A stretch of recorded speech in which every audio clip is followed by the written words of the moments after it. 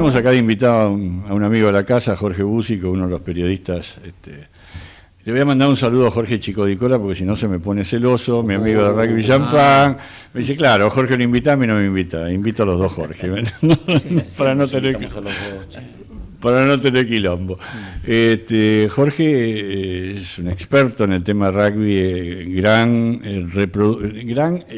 generador de noticias respecto al rugby. Y la pregunta del millón, ¿por qué en el 2024 hiciste tu última nota en La Nación? Me jubilé. ¿Pero te jubilaste? No te jubilaste, te jubilaste para escribir notas. No. Ah, bueno, no, me jubilé, cumplí 65 años durante el Mundial. Estamos hablando del Mundial de Francia 2023, ¿no? Exactamente, y cuando volví, que volví al final, porque los Pumas llegaron hasta el último fin de semana, me acuerdo que llegué a la Argentina un lunes y el martes me estaba esperando la abogada en la puerta de ANSES, firmé los papeles y como justo fue el cambio de gobierno Sí. y no había firma, me tardó un poco y me salió en mayo. Y bueno, ya estaba hablado con el diario, yo ya tenía tomado una resolución y bueno, y dije que era tiempo de dejarle espacio a otra gente y que yo tenía una edad ya como para empezar a disfrutar de otras cosas y tener más tiempo libre para mí o para leer, para distraerme y demás. Voy a tener que imitarlo. Y bueno, y creo que ha sido una buena decisión. Y usé ese tiempo libre para otro objetivo que tenía una vez que o sea, es una decisión que yo venía madurando hace un tiempo, que era usar ese tiempo libre en cerrar el círculo con un libro. Y me dediqué en esto desde el 2000, o sea, desde mayo de 2024 hasta fin del año pasado, estamos en el 26, ¿no? Sí, señor. A investigar, a entrevistar y a escribir un libro que salió publicado el 1 de junio. Se llama ADN Puma. Que se llama ADN Puma, exactamente. Y bueno, y ahí dejé de escribir en La Nación, no sentí que había cumplido un ciclo, como que ya a mí me gusta escribir, pero siempre me gustó mucho más algo que dejé hace mucho más tiempo, que son las redacciones. A mí siempre yo soy un bicho más de redacción y hoy las redacciones prácticamente no han dejado de existir o tienen muy poca gente y no es lo que era antes un diario, ¿no? Yo extraño la adrenalina del cierre, la adrenalina de tener que diagramar una página a último momento porque se cayó un tema que había o sucedió otro, lo que significaba la redacción de estar hablando con el de economía, con el de política, con el de espectáculos, con el de internacional, alrededor de un carrito que servía café y nutrirte de todo lo que te iban contando, no solamente lo que iba pasando en el día, sino de lo que sabía cada uno. Y bueno, eso lo terminé cuando me fui de Clarín en el 2006, ya no volví a una redacción, pero justo coincidió cuando empezaba ya más la web y todo el movimiento que cambió radicalmente el periodismo, ¿no? Jorge, vos sabés que hace 3 semanas me invitaron al reingreso de una empresa de lubricantes, no importa cuál, pero me invitaron y había 2 periodistas de La Nación. Y charlando, yo conozco bastante gente de La Nación, sobre todo del rubro energía. No, hace tanto que no lo veo. No, hace tanto que no lo veo. Entonces, una de las periodistas me dice, no, lo que pasa es que hace 4 meses que yo no voy a la redacción. Claro. Hacía 4 meses que estaba escribiendo una columna cada 2 días. Desde su casa. Desde su casa o desde un bar, terminaba Claro. de entrevistar a alguien. Excelentes columnas. Ha Sí. participado en nuestro programa unas cuantas veces. Pero 4 meses que no iba a la redacción. Sí, bueno, con la pandemia se acentuó eso, ¿no? Es como que quedó instalado. Yo creo que en Clarín pasa lo mismo. Yo tengo muchos amigos míos que trabajan en la sección deportes y no van. Ya no van ni a la cancha. O sea, los partidos de fútbol lo hacen por televisión. O sea, por eso para mí es como que ya todo eso que yo viví durante tantos años se perdió. Y tengo una anécdota con esto de hace bastantes años, porque creo que fue cuando me fui al Mundial de Inglaterra, que fue en el 2015.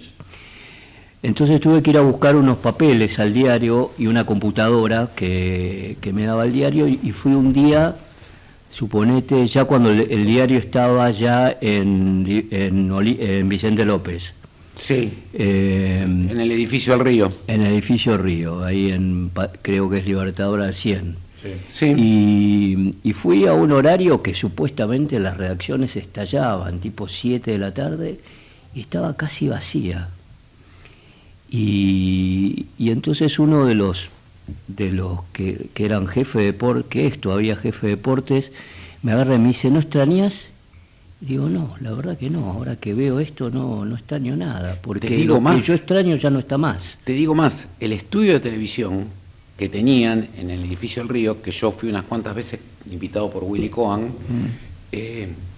ya no está más en el Río. Tampoco, no. Lo mandaron a Colegiales. Sí, está en la corte. Claro. Ajá.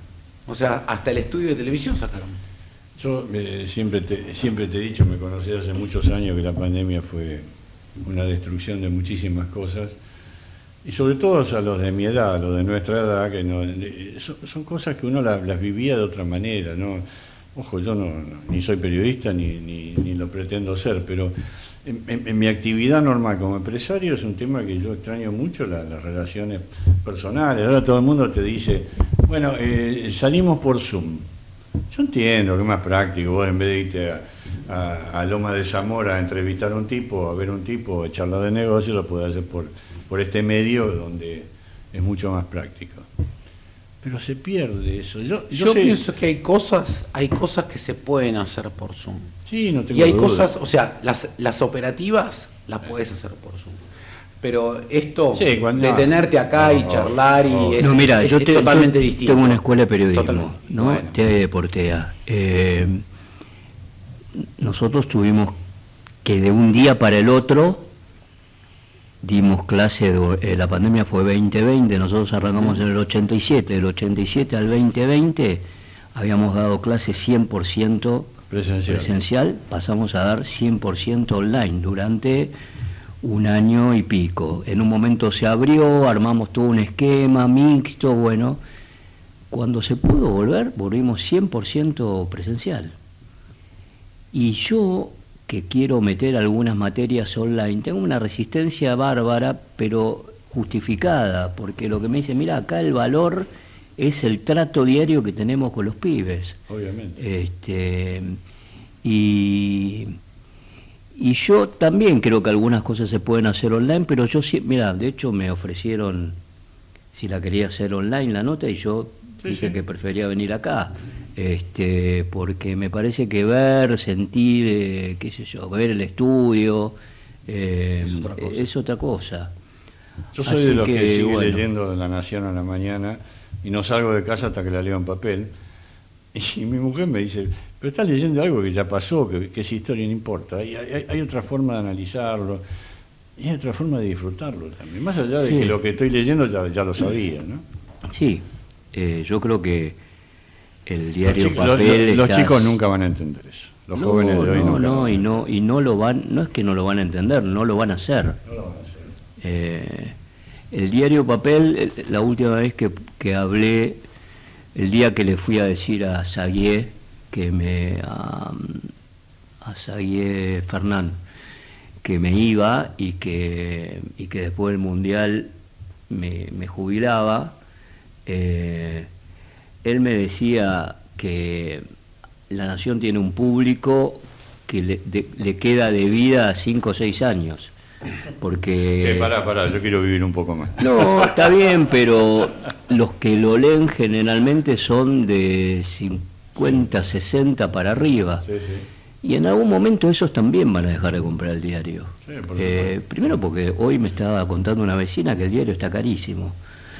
No tengo ni idea, no tengo ni idea. Y la suscripción. Me decía la que salía suscripción del de diario La por día Nación, lo mismo que un café, me Sí, dijo. puede La ser. suscripción de La Nación solamente para tener acceso a la web. A la web yo estoy pagando 54.000 pesos por mes. Sí, puede ser. Con la tarjeta La Nación y, Sí. y sin diario, ¿eh? Bueno, yo lo di de baja. Sin diario. Para cortar gasto lo di de baja, la tarjeta de la Nación, y no recibo el diario ni me informo por diario hace 1000 años y soy del público del diario. O sea, tengo edad de diario, pero hace rato que no los leo. Jorge, perdón. Empecemos con el tema, dale. No, Empecemos. pero Dale. está interesantísimo esto que Dale, estamos dale. hablando. ¿Cómo estás viendo vos el diario convencional, el canal convencional de noticias? Acá lo estamos viendo, nosotros tenemos acá TN y tenemos a La Nación Más de otro lado, y que están compitiendo par a par contra un tipo que se pone en una camarita, dice: hola, ¿qué tal? Soy streamer, ¿qué tal?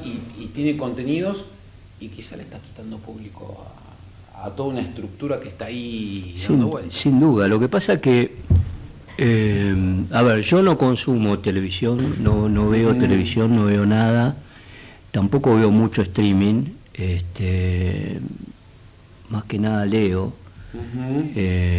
Tampoco consumo mucho, soy un bicho medio raro, no consumo redes sociales, tengo un teléfono que debe tener 15, 20 años de antigüedad, Un startup. que todo el mundo me dice que lo cambie y yo no lo voy a cambiar Bueno, el hasta que deje de funcionar, y lo único que uso es el WhatsApp, y por WhatsApp me llegan muchas cosas.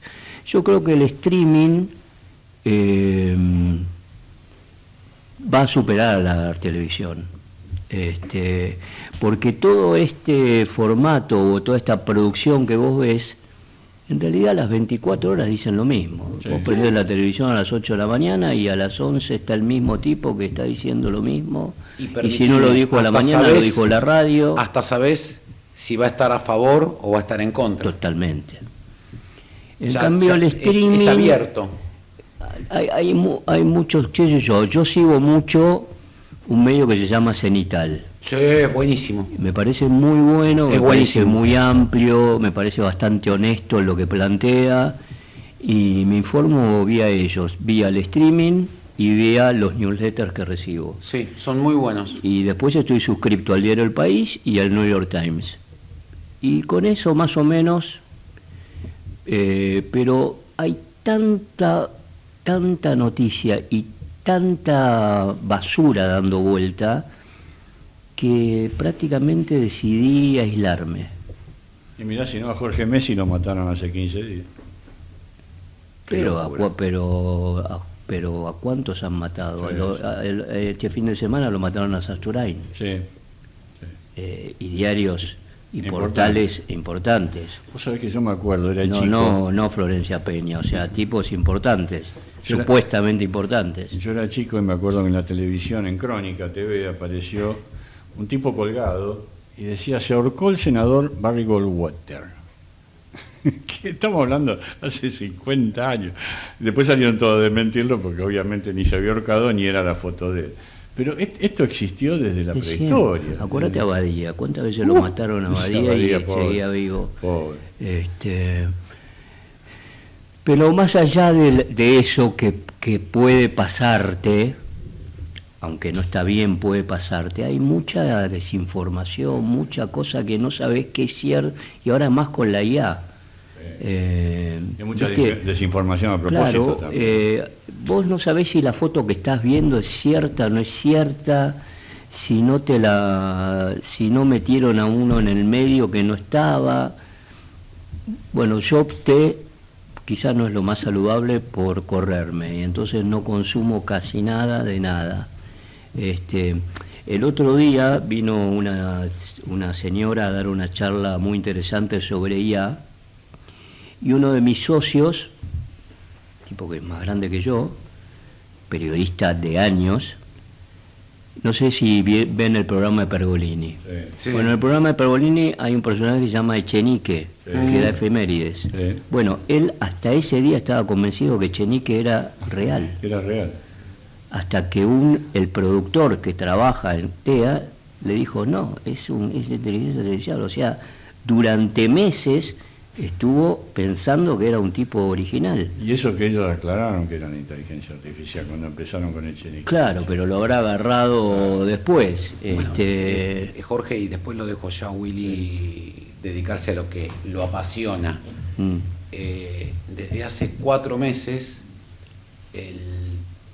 las canciones más escuchadas en YouTube son todas canciones generadas por inteligencia artificial. Mira, eso no lo sabía. Bueno, esta señora contó que en un diario de California hicieron una nota de los 10 libros que iban a ser tendencia este año y 7 eran falsos. 7 no existían, le habían puesto a Isabel Allende un libro que no escribió nunca. O sea... Como dijo una profesora el otro día, la única alumna que está en todas las facultades es Irene Ayala. ¿Quién es Irene Ayala? IA.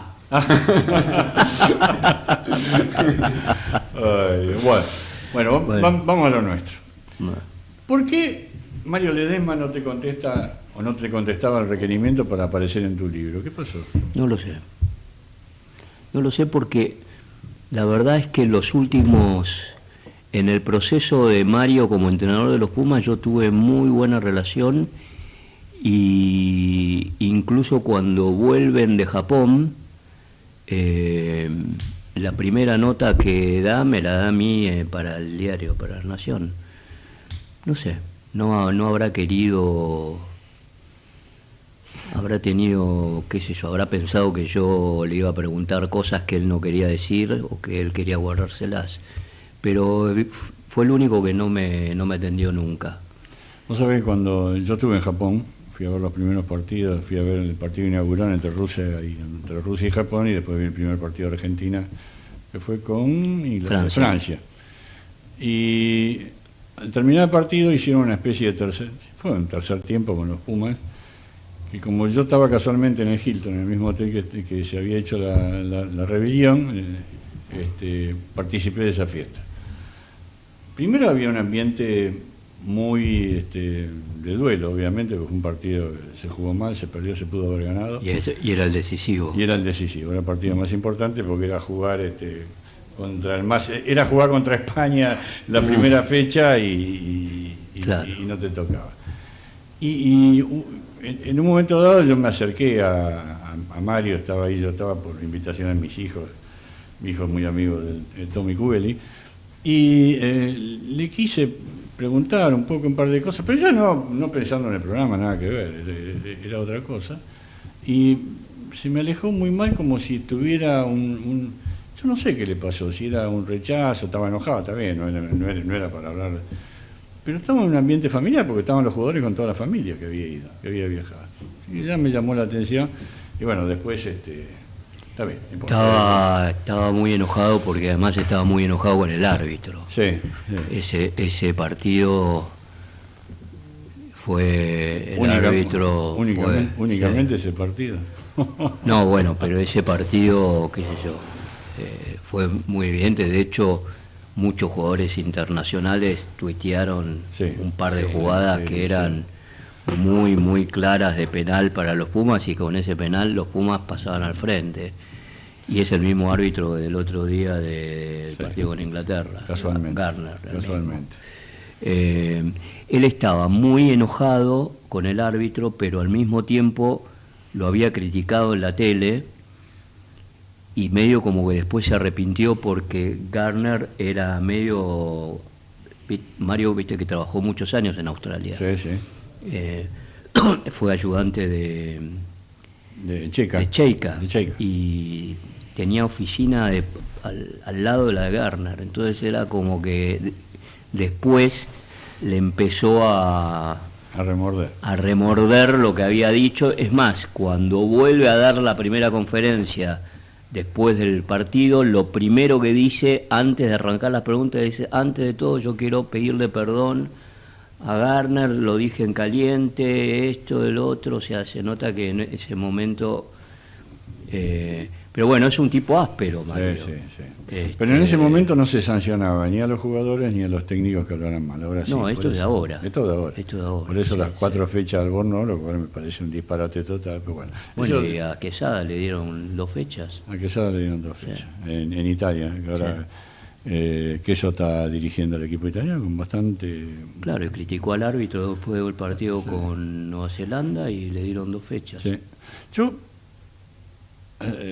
conocés hace mucho, yo fui 25 años referee de rugby y me costaba mucho, no me costaba nada aceptar las críticas de los entrenadores, pero sí me costaba la forma. En esa época no había, ni aparte yo nunca llegué a internacional, solo un partido, no pasaba por ese lado. Pero sí pasa que el jugador, dentro de la forma, yo ni hablo de lo que pasa en el fútbol, que es otra barbaridad, ¿no?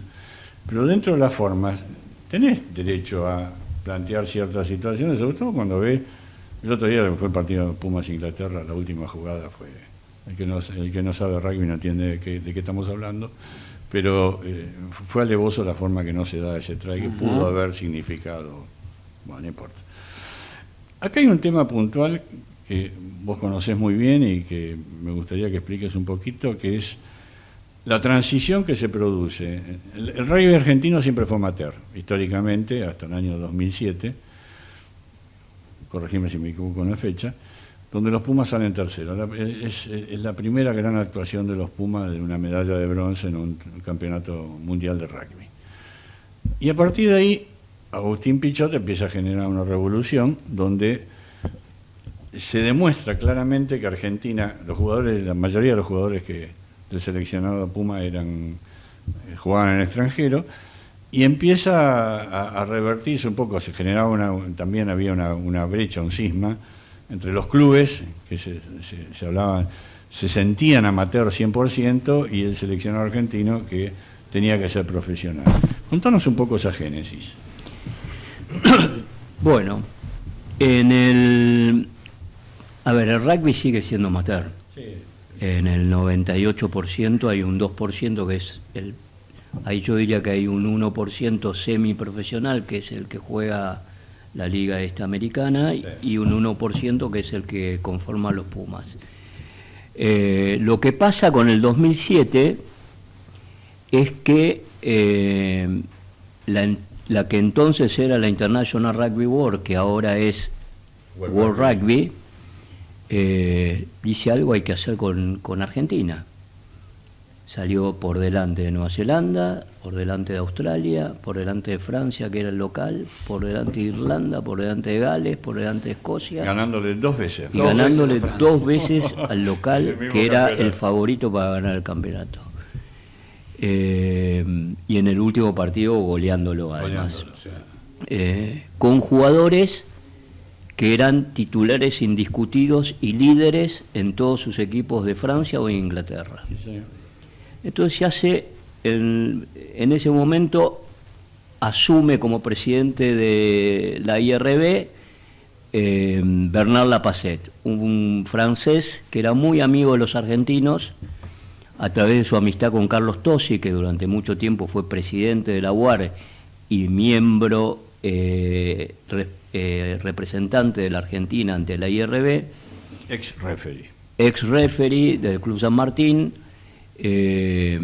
Y Lapasset asume con 2 objetivos claros: incorporar al rugby en los Juegos Olímpicos, reincorporar al rugby en los Juegos Olímpicos en la modalidad de 7, tanto en mujeres como en hombres, y reformular los calendarios de los próximos 20 años. Reformular los calendarios, ¿qué hacemos con Argentina? Argentina no estaba ni en el 6 Naciones ni en lo que en ese momento se llamaba Tri Nations, que era la Sansar con Sudáfrica, Nueva Zelanda y Australia. Y ahí en ese momento la dirigencia de la UAR tenía una postura que era tratar de tener el seleccionado o un equipo argentino jugando en Europa. Ya que todos los jugadores jugaban en Europa, había una idea de que Argentina en algún momento se pudiera meter en un 7 Naciones. o que el Seis Naciones en algún momento tuviera un régimen de descenso y Argentina entrara en lugar de Italia. Eso era imposible por dos razones. Primero, porque los europeos tenían firmados sus contratos por los próximos 10 años. Segundo, porque Italia ponía mucha plata y era mucho más cercano a un equipo argentino instalado en España. La idea era instalar un equipo argentino en España, que España proveyera dinero por tener a un equipo argentino y con ese dinero se pudiera pagar a los jugadores y demás. Y bueno, le cerraron la puerta. Y Lafayette y Pichot empiezan a ver que en realidad había que ir para donde pertenecía Argentina, que era el sur. Argentina estaba ubicada bien al sur, además. Y entonces empiezan las negociaciones con la Sansar. También la Sansar tenía cerrados sus contratos televisivos por los próximos 4 años. Por lo cual no había chance hasta el 2011 de que haya un equipo argentino. Pero sí había posibilidades de que Argentina de a poco fuera teniendo competencia en el sur. Y ahí es donde nace la posibilidad de que un equipo argentino juegue en Sudáfrica, lo que se llamaba en ese momento la Vodacom Cup, que se formó un equipo Pampas 15, que fue el primer equipo semiprofesional en la historia del rugby argentino. Que ganó el campeonato. Que ganó en la segunda presentación que tuvo, ganó el campeonato de manera invicta. Bueno, empiezan las negociaciones con la Sansar y ahí es donde Pichot, a ver, el único argentino influyente en la IRB era Pichot. Los demás ni los conocían a los dirigentes. El único que tocaba la puerta y se la abrían era Agustín. Y bueno, empiezan la PACET al mismo tiempo le dice a Argentina que si Argentina no empieza a desarrollar un plan de alto rendimiento, se queda fuera de todo. Que para que desarrolle un plan de alto rendimiento, la IRB le va a girar un dinero que tiene, que en ese momento eran 10 millones de libras esterlinas, solamente para desarrollo de alta competencia, no desarrollo amateur. Empiezan a armar los famosos pladares, se empiezan a ver gente contratada, empiezan a ver entrenadores contratados, gerentes contratados y jugadores contratados. En realidad jugadores becados más que contratados, porque en ese momento el estatuto prohibía que hubiera jugadores contratados y entonces se arma todo un debate que la URBA rechaza que sus jugadores que vayan a jugar ahí puedan jugar en sus clubes e interviene en ese momento la Secretaría de la Nación, que estaba como secretario Claudio Morresi. Sí. Esto es en el gobierno de Cristina de Kirchner. Y entonces le dice Morresi al presidente de la UAR, nosotros tenemos un plan para deportes olímpicos, que era la famosa beca del ENAR. Nosotros podemos darle a los jugadores la mitad de lo que ustedes le quieren pagar, se lo damos como beca y lo hacemos pasar como beca, bueno, y encuentran un circuito en la FIP que autoriza a los jugadores a que no sean rentados. Igual eso, los dirigentes decían, beca es paga. Sí.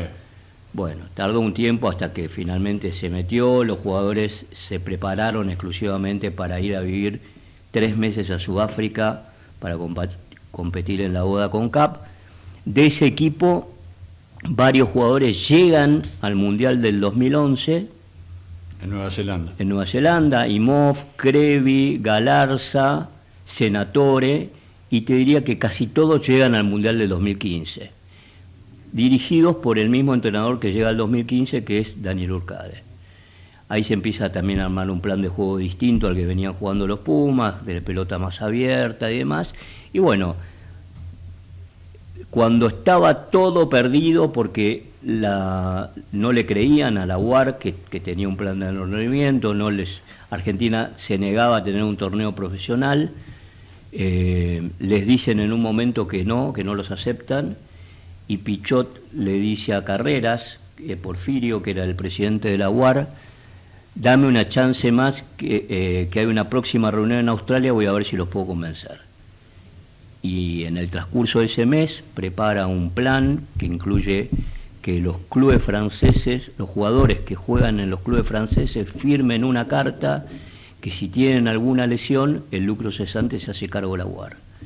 Entonces empiezan a solucionar. Jugadores argentinos que jugaban en Francia. Que eran un montón, eran casi todos. Y bueno, iba a una reunión en Sydney con la Sansar y los convence. Y le hace un plan de todo lo que le pudo ofrecer el rugby argentino a la Sansar, ingresos económicos, derecho de televisión, comercio con las provincias donde se van a jugar los partidos, desarrollo del rugby. Le pone como que Argentina es un país que puede también crecer mucho en el Seven y que puede, bueno, todo lo que le dijo ocurrió porque al otro año, al primer año de jugar el Rugby Champions, Argentina vuelve a llegar a la semifinal del Mundial, ¿no? Juega el Rugby Championship del 2012, arranca jugando en el 2012, en el 2015 con ese mismo plantel llega a la semifinal del Mundial de Inglaterra. Volvemos a perder con Sudáfrica. No, con Australia. Con Australia. No, con Australia de Ledesma. Sí. Con Ledesma como coentrenador. Y bueno, ese es más o menos el proceso que todavía hoy sigue así. Lo que pasa que la pandemia volteó el Super Rugby. Que estábamos jugando con los Jaguares. Sudáfrica, Nueva Zelanda decide abrirse, jugar por su cuenta. Australia por su cuenta. Sudáfrica se va a jugar a Europa. Y Argentina queda nuevamente en banda. Y ahí es donde inventan esta Superliga Americana para desarrollar la región, donde World Rugby apoya. Aclaremos que previamente la franquicia de Jaguares había llegado a jugar la final del Super Rugby, en su cuarto año. Los famosos Jaguares. El famoso Jaguares que jugaba de local en Vélez y que el último año, entrenado por Gonzalo Quesada, realmente jugaba muy bien, llevó mucho público a Vélez y llegó a la final, que la juega de visitante contra Crusaders, en Nueva Zelanda.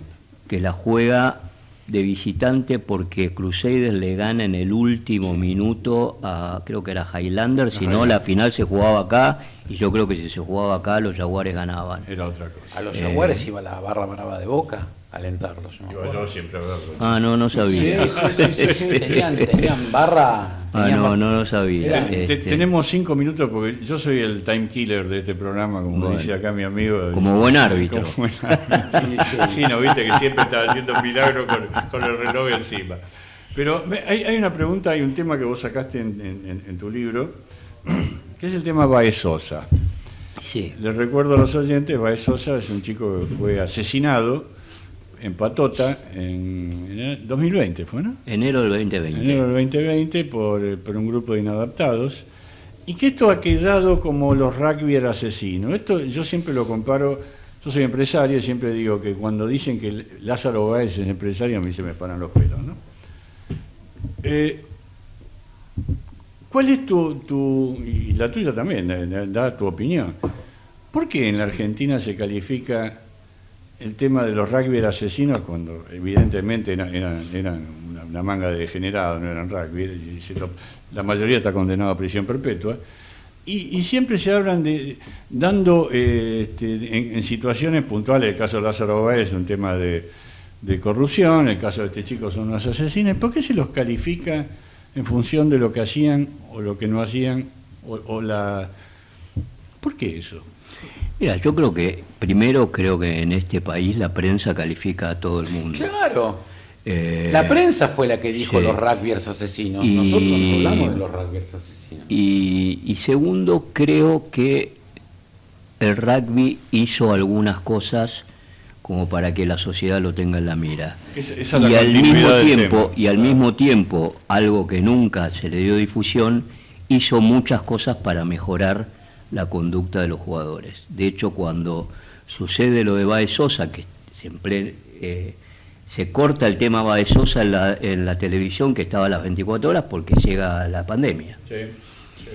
Cuando empieza la pandemia, la URBA organiza una comisión que se llamó FINCO, integrada por un representante de todos los clubes de la Unión de Buenos Aires y coordinada por 4 personas lideradas por Hernán García Lombardi, un psicólogo muy capo y muy piola, muy del rugby, además del Club La Plata, apoyado por otros 3 dirigentes en ese momento de la URBA. Y se hace un trabajo muy fuerte, en ese momento vía Zoom, y se empezó a encontrar que en los clubes había racismo, machismo, violencia, problemas de alcohol, problemas de otras drogas, patoterismo, discriminación, los famosos bautismos, y que muchos chicos se alejaban de jugar al rugby precisamente por esos bautismos o por apodos discriminatorios que recibían. O sea, había algo ahí que no salía a la luz, pero que estaba ahí. Y se hizo un trabajo muy bueno. Después creo que eso se bajó al césped cuando se reanudó el rugby, que fue uno de los deportes que más tardó, porque creo que el rugby vuelve recién a fin del 2021. Sí. Y hoy creo que está mucho más controlado. Los terceros tiempos, que eran un descontrol, con el alcohol a full, había mucha pelea de jugadores de rugby. Yo vivía en ese momento en San Isidro, y todos los fines de semana había desastres que hacían los jugadores de rugby, rompían vidrieras, se agarraban a trompadas, fajaban a pibes que eran... Hoy un jugador de rugby te pega una trompada y te mata. Y bueno, yo creo que hay una cosa en los medios de a todo el mundo ponerle una etiqueta, y en este caso pero también es verdad que no hay episodios de violencia de jugadores de vóley, de jugadores de hockey, de handball, de otros deportes. Tampoco convocan tanta gente como convoca el rugby. No, sí, y tampoco están en la mira como está el rugby. El rugby está en la mira donde hay... De hecho, hace poco sucedió un hecho que yo no lo seguí mucho, pero me enteré cómo fue, donde se acusó a los jugadores de Regata de Bellavista de haber violado a una chica y de haber filmado, y no tenía nada que ver. Pero inmediatamente saltó, antes de que alguien averigüe qué había pasado, saltó otra vez los rugbyers. Le va a costar al rugby sacarse esa estima. Le hice una entrevista a Agustín Pichot hace poco para un sitio, para un podcast que tiene la UAR, y le pregunté por eso, y él me decía que lamentablemente la imagen está, que se va un poco cuando juegan los Pumas. Ahí es como que hay un contagio general. Los Pumas generan como esta cosa, bueno, que yo le pongo el ADN, de entrega, el partido del fin de semana. Extraordinario. Fue una macana desde el punto de vista de lo que uno pretende para los Pumas en el futuro, que es el tema permanentemente defensa, ¿no? Pero fue un partido extraordinario haber jugado. Es como que cambió la estrategia, ¿no? Y cambió la tónica, y los chicos nuevos que venían a jugar, los suplentes que venían a jugar, tenían que salir a la luz, ¿no? Y además venía a jugar contra un equipo que golea a todo el mundo. Y terminar ahí 7 puntos. 7 puntos que podría haber sido empate, incluso no recuerdo un momento este año por lo menos donde los Springboks hayan estado perdiendo casi todo el primer tiempo. Casi todo el primer tiempo. ¿No? Porque hacen el try del empate en la última jugada. Bueno, hay un personaje, y tengo un comentario, y ya lamentablemente también nos quedamos sin tiempo. Hay un estandapero que se llama Ezequiel Campa, que fuimos a ver en Punta del Este año, y cuyo personaje, Dicky del Solar, es muy gracioso. Es un hijo de su madre, rugby, y hace todo lo que se ha previsto, que se ha dicho en algún momento, mal dicho, sobre los jugadores de rugby. En el personaje de Dicky del Solar lo resume perfectamente. Está en San Isidro ahora. Está en San Isidro, sí, es muy gracioso. Es muy gracioso. A veces te dan ganas de matarlo por las cosas que dice, pero la verdad que es muy gracioso, porque es muy gracioso más allá de su personaje de Dicky del Solar. No, el tipo como es muy bueno. Muy receptivo. Es muy bueno, es muy bueno. Jorge Búsico. Un millón de gracias por estar ahí con gracias a nosotros. ustedes que siempre Se me pasó invitan. volando, Willy. Sí, sí, y Sí. como pasó todo. volando. Hablamos mucho, periodismo, Sí. pandemia. Pero son de las cosas que nos gustan. Sí, sí. ¿A quién le interesa el precio del dólar a esta hora? Yo no tengo dólares, así que ¿Qué no. es el por dólar? eso. Ay, como Hay dijo, cosas más lindas de dijo las que hay que Perón, hablar. en algún momento Perón dijo, ¿alguien ha visto un dólar? Hay Gracias, cosas más Jorge. lindas de las que hablamos. Jorge, querido, gracias por estar con Gracias, nosotros. gracias a ustedes dos. Nosotros vamos cerrando ya el programa porque ya vienen nuestros colegas que están a las 7 y somos muy puntuales en la entrega. Exactamente. Bueno, qué día, ¿eh? Sí, a mí yo lo que me quedo es que tanto en la primera entrevista como en la segunda, cómo hace falta ponernos de acuerdo, ¿no? Qué difícil es en nuestro país ponernos de acuerdo, por un tema o por el otro, pero si nos pusiésemos de acuerdo en 4 o 5 temas fundamentales... Charlie seríamos- García decía, difícil que Sí. podamos ponernos de Claro, acuerdo. pero hablando de salud o hablando de rugby, poniéndote de acuerdo en 4 o 5 puntos fundamentales, sería todo tan distinto, todo tan distinto, pero es utópico. Seríamos suizos, no seríamos argentinos. Sería aburrido. además. Agustina, nuestra productora, ¿Qué hace acá todavía? una genia, y nos está esperando para sacarnos la foto. Ah, Así que bueno. Yo le dije que se fuera y me dijo, no, quiero sacar la foto. Así Es que profesional. Es profesional Es la profesional. niña. Aldana, nuestra community manager, Beso grande. que sería bueno que algún día venga a vernos. Te extrañamos. Y bueno, gracias a los invitados. Seguiremos el lunes que viene feriado. Vamos a ver si grabamos un par de entrevistas. Pero de las señoras entrevistas, Señoras ¿eh? entrevistas, De vamos las a tener- señoras Vamos a tener un entrevistas. periodista de fuste. Vamos a tener 2 tipos vinculados a Jorge. Luciano Román, periodista de La Nación, y a Cato Mastay, gran amigo personal, Ah, Cato. que nos va a hablar de los Pumas, Está los viejos haciendo algo en Pumas. San Andrés. Sí, está haciendo algo en San Andrés. Y Sí, es el sí. jefe de trasplante hepático del hospital, además. Nos Exactamente. vamos porque si no me van a putear Por todos los que supuesto. están del otro lado. Y corresponde, Ya y me tienen están razón. haciendo así, me Y están tienen razón. Y tienen Fernando razón. Meite, ¿qué fue esto? Polémica en el business. Que lo parió. Hasta el lunes que viene. Chau.